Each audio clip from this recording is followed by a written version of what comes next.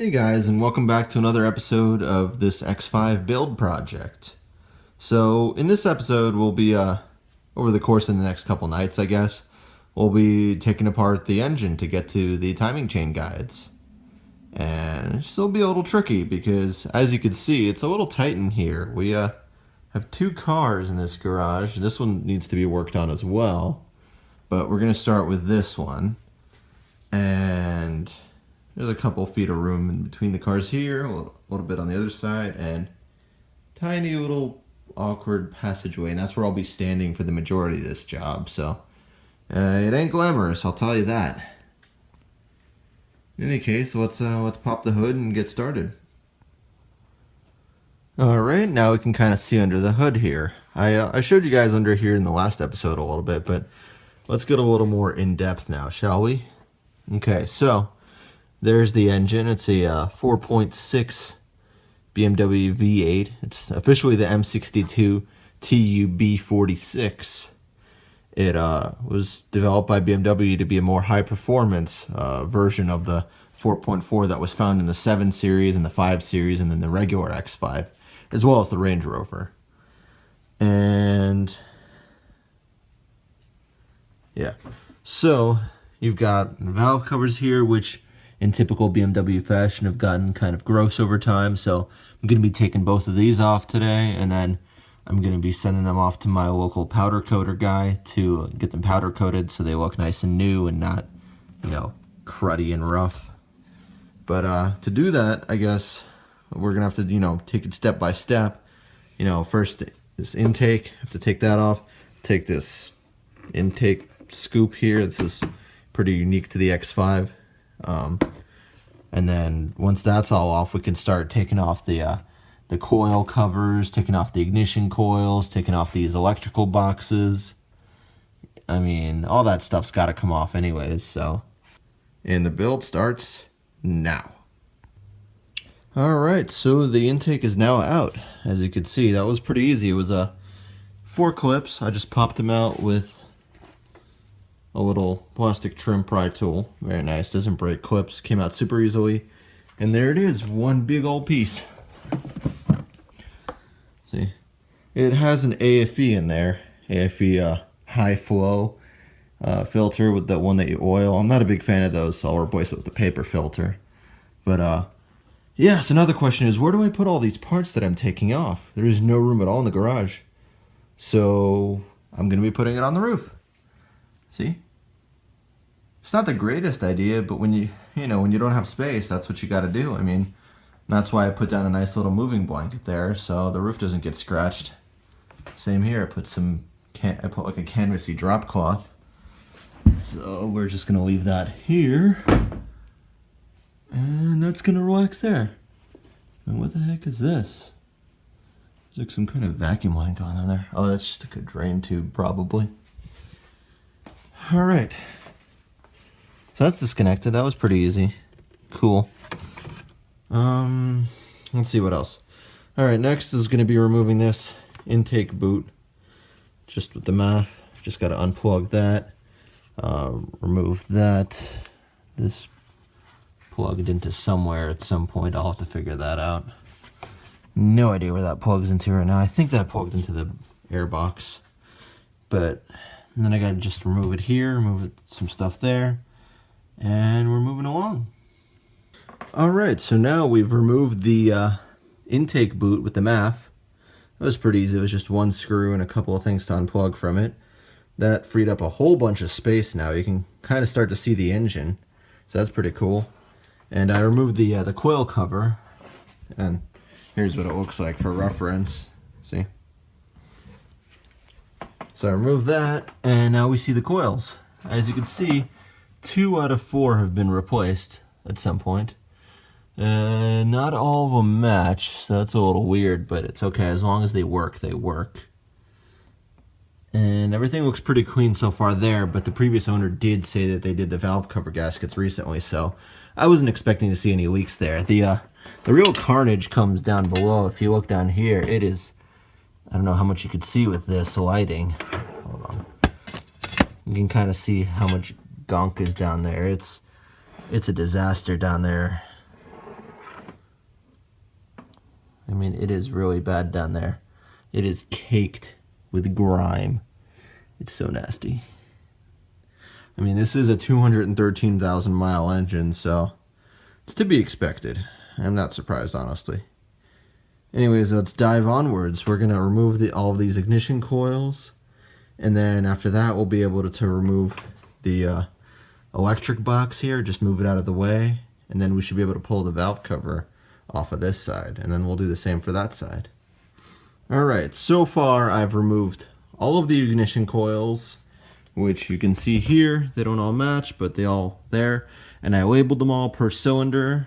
And then I also removed, as you can see there, I removed like a mile of vacuum hoses and stuff because of the stupid secondary air system. I'm actually going to look into deleting that at some point. I don't know. I don't like all these vacuum hoses, and none of it's actually necessary. It's just there to please the, emissions people. I also removed this electrical box. There are 4 tiny little clips on the underside of the connectors that go to the injectors, and they are the most miserable little sons of bitches you will ever see.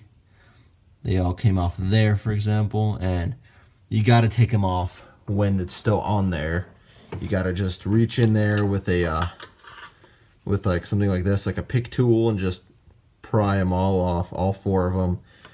Some guys say you can just pull the electrical box right off, but with this kind of mileage and this age, the plastic's all brittle. I really wouldn't recommend doing that unless you want to break something. So just get in there with that little pick tool, and I know you could get them out. I've done it on a bunch of engines. It takes a little bit of fidgeting and hand twisting, but you'll get it there. Anyways, on to the next step. We're just going to remove these 3 bolts up here, and then 8 of the little, I call them acorns, the little acorn nuts or whatever, that hold the valve cover down. So the valve cover came off. That came off pretty easily. Quick tip, actually. When you're taking off bolts, use one of these little magnetic cup things. They're super handy. They keep everything organized, and you can kind of stick them onto anywhere. And then once that's all filled up, I transfer it to a little plastic baggie, and then I labeled it. Like this one is ignition coil stuff. So that's a pretty handy little tip that'll make reassembly a lot easier. Now, check this out. Check out what I found here. Let me get my other hand here. So you see there? Yeah, guess what those are? Those are the chain guide pieces. Those are plastic. Why are they here? Well, that's why I got this car so cheap. These are not supposed to be up here, by the way, just FYI. That's like a big no-no. Chain guides are supposed to be, down well. But let's see how much we can get out of this. So these are 2 pieces right here. These look like they came off the center U guide. Very nice. I mean, let's see how these are. They don't seem that brittle, oddly enough. Yeah, these still feel pretty solid. I guess they just kind of break apart, but yeah. And then there's another piece here. Wonder how they got up here. You just have to wonder about this kind of stuff. Like, it's pretty amazing how these work. Now, ideally, the chain slides on these guides. And then eventually the guides start to deteriorate. This thing's having a hard time focusing. But yeah, the guides deteriorate. And that's what happens. Bad things happen. Alright, well. That's been fun. I guess I'm gonna work on doing the other side. Other side is the exact same thing, just more annoying hoses and stuff to get out of the way. I might drain the cooling system at this point, who knows. I'll check in when that's off. I have to pretty much do all the steps all over again, so I'm not going to individually catalog each step. I'm just going to do it all quickly. Alright, so now we have the driver's side valve cover off. As you can see, it's over there. Looks about the same as the other one. This side, I found a few guide bits floating around there too, so the guides are definitely everywhere. And so you can kind of see what they look like here. Yeah, guides. So this is pretty much what a total chain guide failure looks like. And at this point, I have about 2 hours into the project so far. Hey guys, it's another day now. It's been actually a couple days since the last time I worked on this engine. I got kind of sick for a couple days, so that put me out of commission. But yeah, I'm feeling a little bit better now. I probably still sound a little sick, but back in action, so let's get back to it. Right now I'm debating what I should do next. I think the logical thing would be to take the fan shroud and fan and cooling hoses and upper timing covers off. I think that'll be what I do. Then I got to do the intake manifold at some point too, but well, let's do the fan shroud and cooling system stuff first. It'll be nice to get all that out of the way. You got to drain the cooling system anyways, so I'll have to figure out how to do that now. So, yep, catch up in a bit. Alright, so I removed the belly pan there. Now I'm just draining all the coolant out. There's a little bit of oil left in that container, but yeah, draining the coolant now from the bottom of the radiator. Thankfully, this one's got a nice little plug that comes loose, so makes it pretty easy to drain. I did notice that it wasn't draining very much, so what I had to do was I pulled the expansion tank cap off, and that's letting it drain. So I'm gonna let it drain for as long as possible, and then I'm gonna start pulling these hoses off. At this stage, I've removed the expansion tank, drained most of the coolant, removed some of the radiator hoses, removed the fan, the clutch fan, the fan shroud. Yep, fan clutch was a bit of a pain to remove because the bolt was a little rusted shut, so I squirted some PB blaster on that and then broke it loose by hitting a 32 millimeter, I think, wrench with a hammer for a while until it eventually gave up. But yeah, so next steps, removing these last couple of radiator hoses, getting that last bit of coolant out. Then I can remove the secondary air pipe thing here, which again is stupid and unnecessary, but it is what it is.